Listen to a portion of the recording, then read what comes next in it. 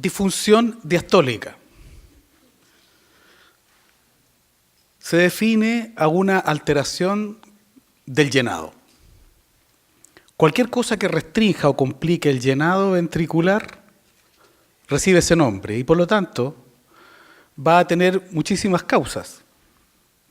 El diástole tiene 4 fases que todos conocemos y existen muchas cosas que influyen en la disfunción o en la función del corazón en su aspecto de relajación y llenado.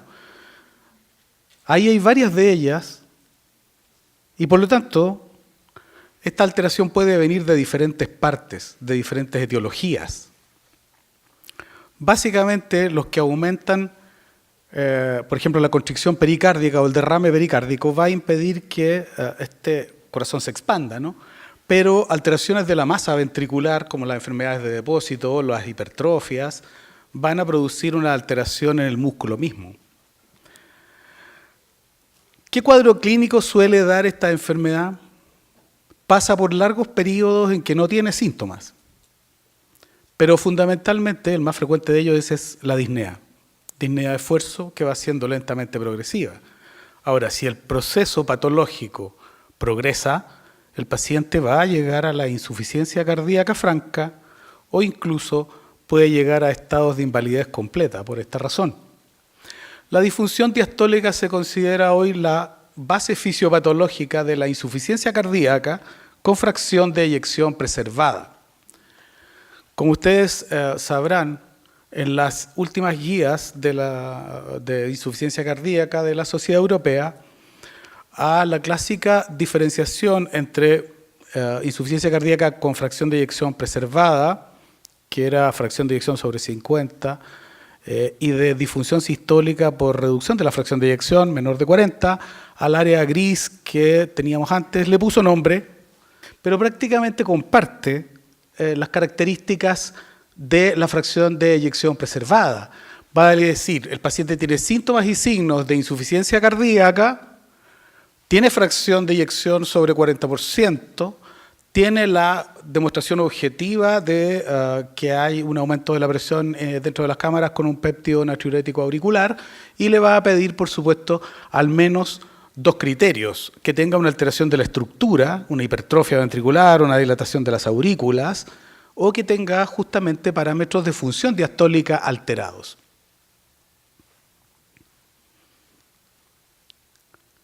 Entonces, ¿en quiénes uno va a pensar o va a sospechar que está frente a un paciente con disfunción diastólica? En un paciente que tiene disnea, sobre todo si es un paciente obeso, hipertenso, diabético, anciano, o sea, una enorme cantidad de gente, ¿no? O sea, ¿cuántas personas con esas características y con disnea nosotros somos capaces de ver en las consultas? La mayoría de las veces llega el paciente hipertenso o la señora hipertensa diciendo que se cansa. Y uno le dice porque tiene sobrepeso, tiene que adelgazar. Y a veces no es solamente el sobrepeso, a veces es que ya tiene una rigidez ventricular por hipertrofia que todavía no ha sido consignada, no ha sido determinada. Entonces, dentro de las causas de esta disfunción diastólica, podríamos decir que tenemos causas cardíacas y tenemos otras que no vienen del corazón. Entre las causas cardíacas, por supuesto que la isquemia miocárdica es una de ellas. La función de relajación requiere oxígeno, requiere energía, sistemas de transporte activo, recaptaciones de iones calcio. Por lo tanto, se va a entorpecer la relajación si tenemos problemas de aporte de oxígeno. Naturalmente que las cardiopatías hipertróficas, las cardiopatías restrictivas, todas ellas se explican por sí mismas. La pericarditis constrictiva también. Todas las cardiopatías por depósito van a generar una reducción de la elasticidad ventricular. Pero aquí abajo hay 3 condiciones que son tremendamente frecuentes en el mundo, que engloban a la gran mayoría de los pacientes que nos toca atender, que son la hipertensión, la diabetes y el envejecimiento. Sabemos hoy que diferentes factores entre hemodinámicos o inflamatorios van a constituir una agresión que va a producir una remodelación de la estructura cardíaca. Y a través de este proceso de remodelación va a venir después la alteración funcional. Aquí vemos una imagen en 4 cámaras de un corazón que tiene 2 aurículas muy grandes y los 2 ventrículos muy gruesos. ¿A qué se parece esto? A una amiloidosis podría ser, ¿no es cierto? Por supuesto que esta es una importante causa de disfunción diastólica y de insuficiencia cardíaca, pero no es lo más frecuente. Si uno considera que en las cardiopatías que producen disfunción diastólica, entonces es el miocardio el principal involucrado a través de 2 mecanismos. Pierde la relajación y aumenta su rigidez, y eso ocurre por trastornos que están ocurriendo a nivel del tejido. Hay fibrosis, hay hipertrofia y hay alteraciones de la matriz extracelular. Por supuesto que la mayor parte de las células que hay en el corazón son fibroblastos y son tremendamente sensibles a la activación de las cadenas inflamatorias. Cuando se activan los sistemas inflamatorios de la enfermedad, van a inducir cambios en la producción de colágeno y de matriz extracelular. Entonces, al menos en la hipertensión arterial, la inducción de la hipertrofia a través de la duplicación en paralelo de las fibras miocárdicas y la alteración del colágeno van a producir estos cambios estructurales que nos van a provocar los problemas.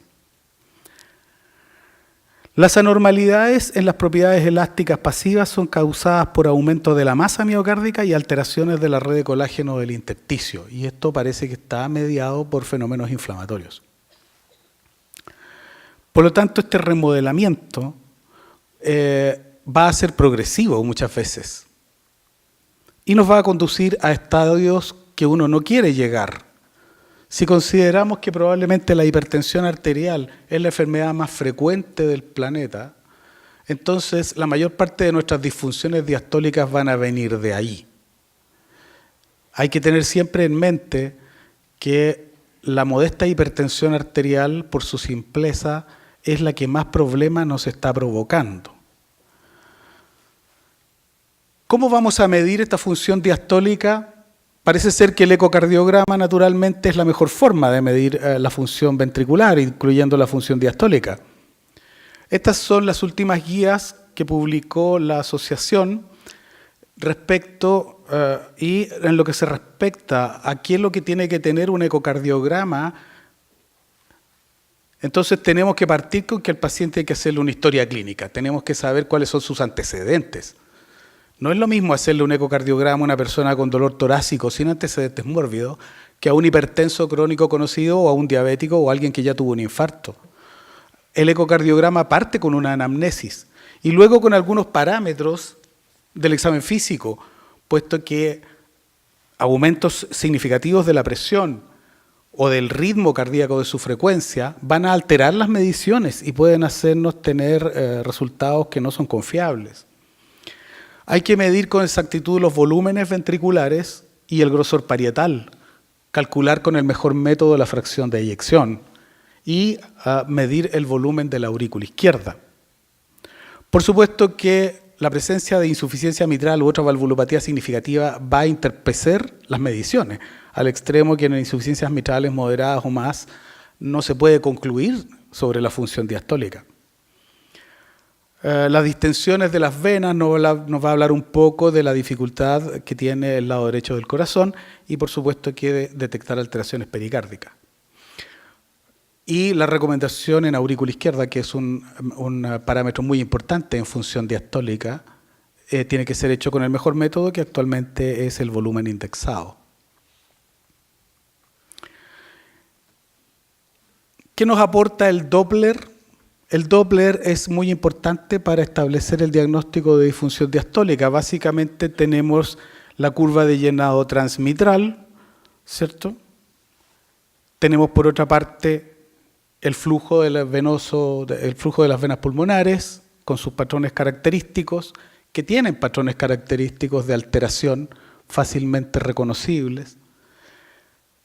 Tenemos aquí el strain, es decir, el Doppler tisular del anillo mitral, que la recomendación es que sea medido tanto en el anillo lateral como en el anillo septal y trabajemos con el promedio de ambos.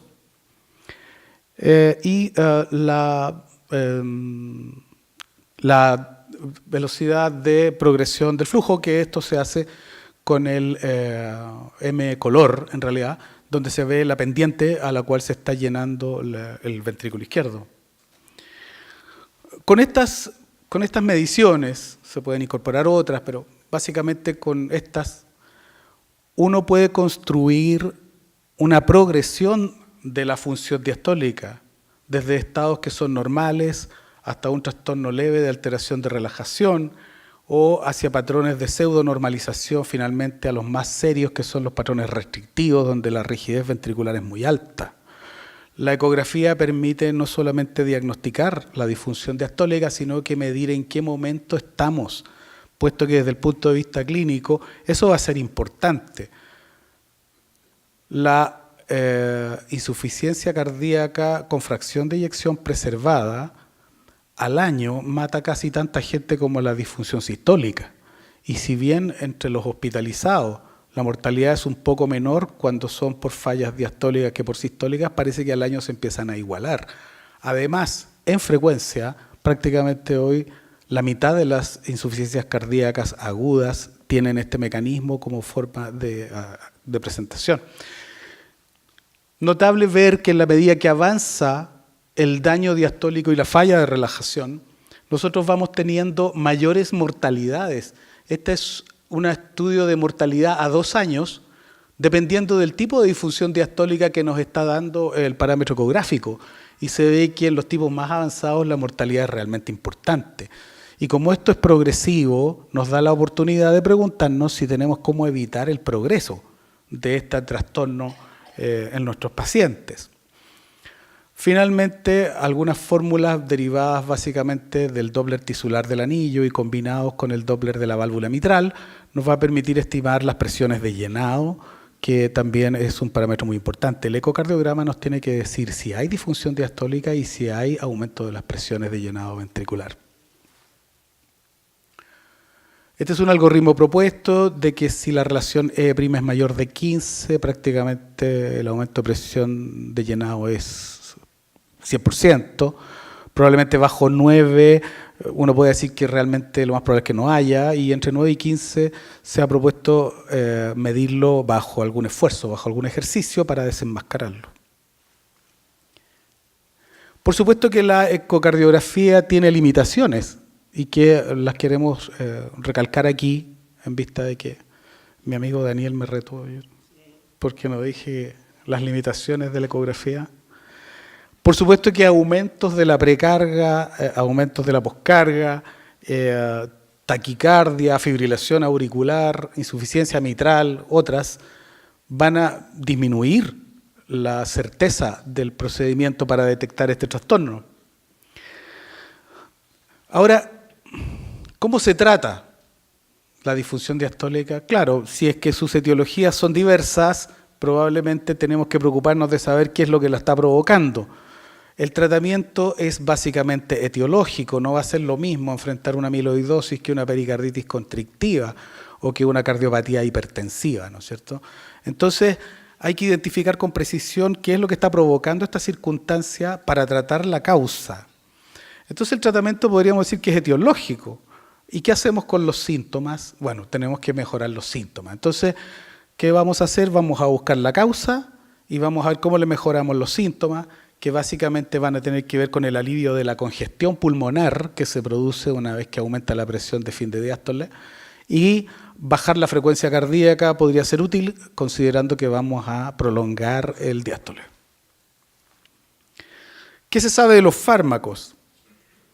Los inhibidores de enzima convertidora teóricamente deberían ayudar, puesto que parece que mejoran la relajación, podrían tener un efecto de reversión de la remodelación ventricular en los pacientes que tienen hipertrofia.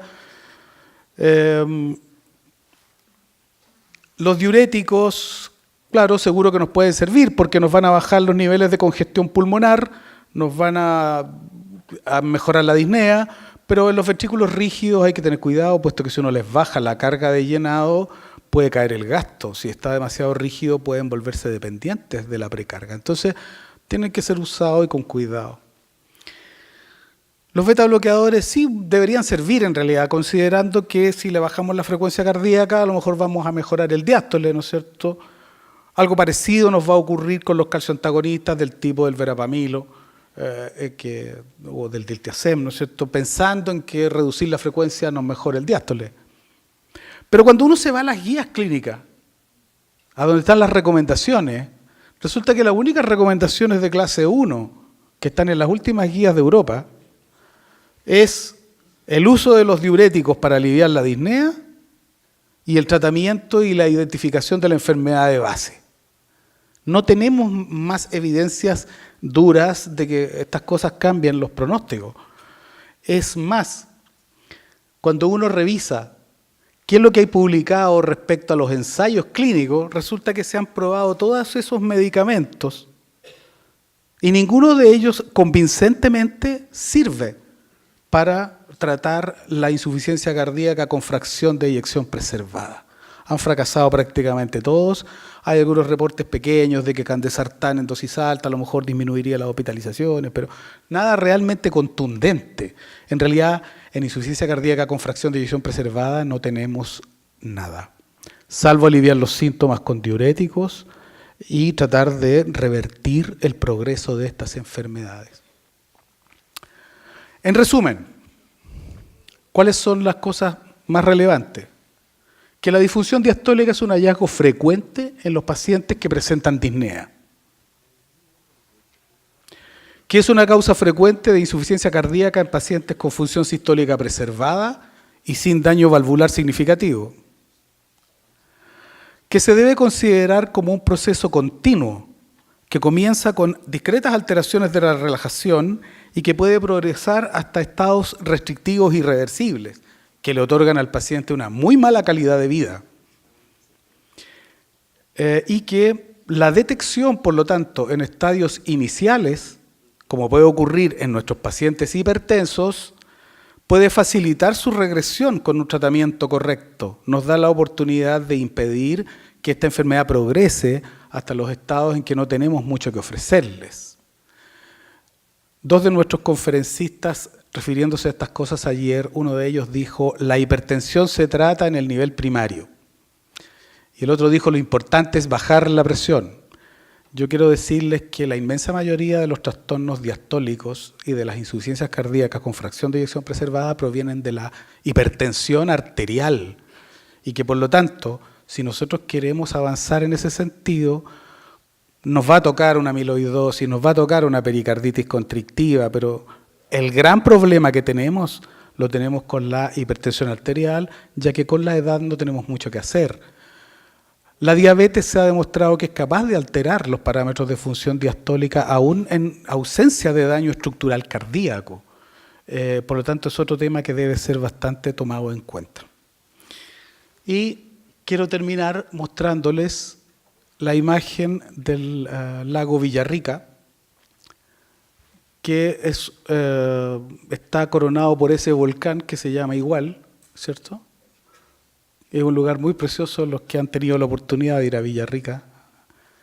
Pero como buen volcán, de repente pasa esto. Villarrica ha hecho erupción 2 años consecutivos, hizo una en el 2015 y acaba de hacer una ahora en el 2016.